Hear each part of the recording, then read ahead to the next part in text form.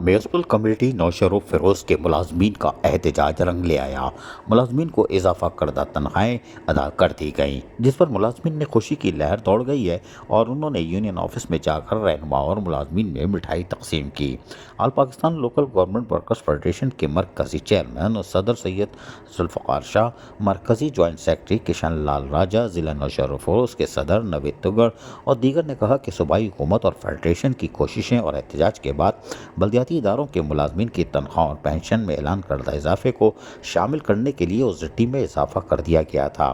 لیکن پھر حیران کن طور پر ریجنل ڈائریکٹر کے نکلنے والے لیٹر کے باوجود بھی نوشہرو فیروز اور دیگر میں تنخواہوں کو بڑھا کر دینے سے گریز کیا جا رہا تھا، جس پر یقینی طور پر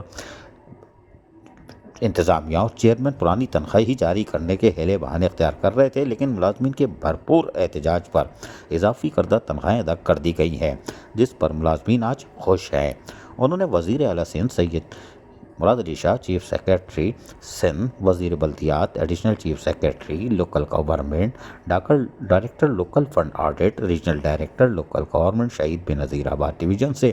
مطالبہ کیا کہ وہ فوری طور پر نوٹس لے کر ضلع نوشہرو فیروز سمیت سندھ کے ان تمام بلدیاتی اداروں کو اضافی تنخواہوں اور پینشن کی ادائیگی کو یقینی بنائے جن کو پرانی تنخواہیں اور پینشن ادا کی گئی ہے۔ سید ذوالفقار شاہ نے کہا کہ کراچی میں بھی یقینی طور پر جولائی 2024 کا فنڈ جو اضافی کردہ 30% تھا وہ نہیں دیا گیا ہے، اس کو بھی فل فور ادا کیا جائے تاکہ کچھ ٹاؤنوں نے جنہوں نے بڑی ہوئی تنخواہ نہیں دی تھی جولائی میں، وہ بھی